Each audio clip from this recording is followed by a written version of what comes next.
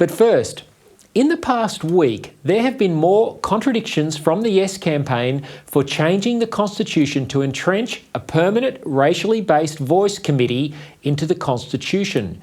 Now, despite committing to the Uluru Statement from the Heart in full, which is a package deal of voice, so-called truth-telling and treaty, Prime Minister Anthony Albanese has been denying that the referendum will lead to a treaty. This isn't about a treaty, Ben. But there are three parts of the Uluru Statement. Yeah, and this is so not... you're talking about the voice. This is not about a treaty.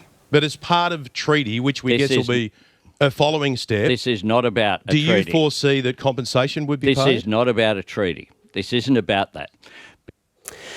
But the Yes campaign just doesn't seem to get the Prime Minister's memo. Even his own Labor colleagues have not got the memo. Here's government member, the Labor Senator Malarndirri McCarthy, on the ABC's Q&A this week up at the Garma Festival. Well, the Prime Minister said on the night, Dan, when we won the election, that we would follow through with the Uluru Statement from the Heart in full, voice, treaty, truth. So, who is right? The Prime Minister on Sydney Radio or Malarndirri McCarthy at Garma? I've said before that truth-telling needs to start with the Albanese government and the Yes campaign.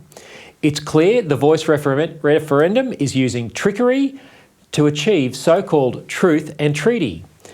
Speaking of having trouble with the truth, the Indigenous Affairs Minister Linda Burney has become a sad figure in the Parliament, unable or unwilling to answer basic questions.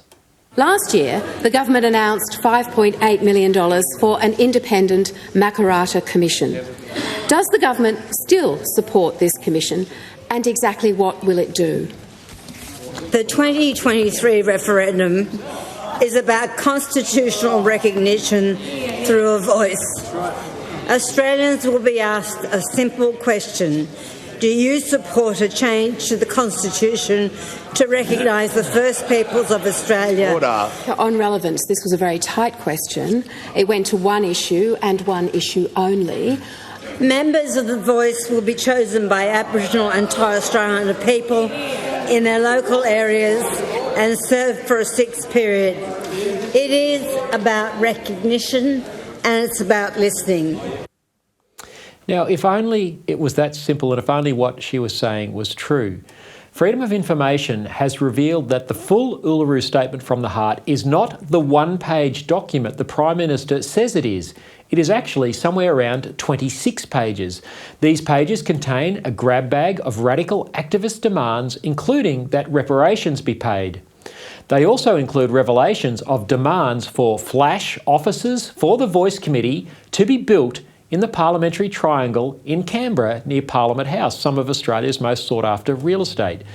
This is despite and on top of the $30 billion per year, and I've seen figures this week as high as $40 billion per year, spent on Indigenous programs which are failing to lift the 20 to 30% of Indigenous people that sadly live in squalor. And it is despite the $4.5 billion budget, that's 4.5 billion with a B, and the 1,400 staff of the National Indigenous Advisory Agency, which is already tasked with being a voice for Indigenous people. Now, the NIAA is something that most Australians know very little about.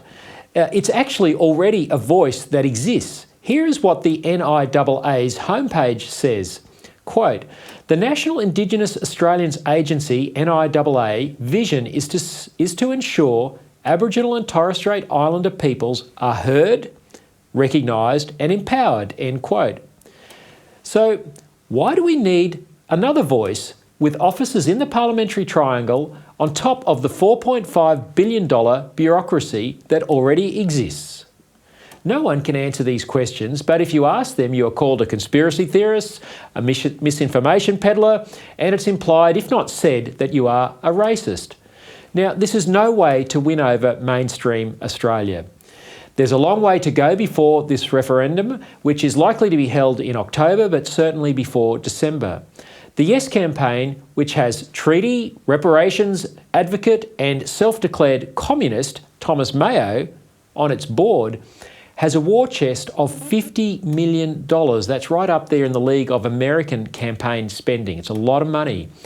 It's quite bizarre that a communist is helping to run a campaign to change Australia's constitution. Communist regimes have murdered more of their own citizens than any other political system in the history of humanity. Having this ideology at the heart of the Voice is deeply unsettling. Either Mayo and the Yes campaign are extremely naive and know nothing of history, or there is something malevolent in their intent. Now, I think it's the former, but flirting with Marxist ideology is playing with fire, and that's because ideas have consequences. The ideas behind the Voice, sovereignty, separate nation within a nation, delegitimising our British founding, reparations on top of the $40 billion a year that we're already paying to Indigenous people, etc., will all have big consequences for this nation, especially if they are entrenched in the Constitution, where they will be almost impossible to remove.